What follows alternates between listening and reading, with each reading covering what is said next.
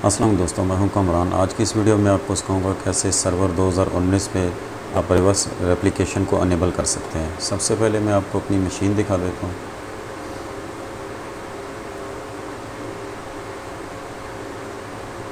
Primary server HP server 1 है और जो इसकी रेप्लिकेशन है वो HP सर्वर 2 पे है।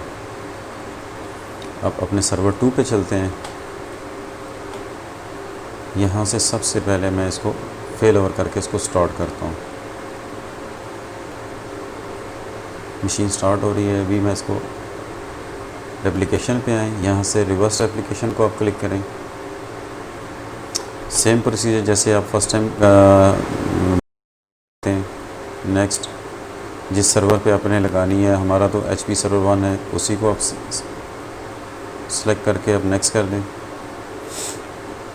Port 80 yes. इंटरवल आप यहाँ से चेंज भी कर सकते हैं।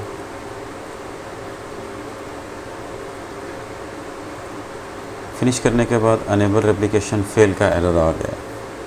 अब आपने करना क्या, आप अपने फर्स्ट सर्वर पे आना है, इस मशीन का पाथ देखना है, ये कहाँ इंस्टॉल हुई है। लाइक मेरी ये जो है वो D ड्राइव में हुई है, उसके फ़ोल्डर का पाथ शो कर रहा है। अब मैंने इसको राइट क्लिक करना है, यहाँ से इसको डिलीट कर देना है।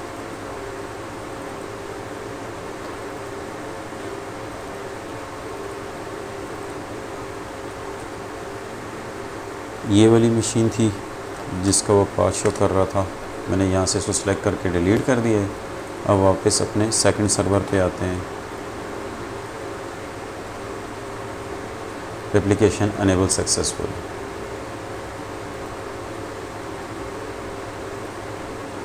अब आप देख सकते हैं कि प्राइमरी सर्वर मेरा सर्वर 2 हो गया है और जो रेप्लिका सर्वर है वो सर्वर 1 हो चुका है।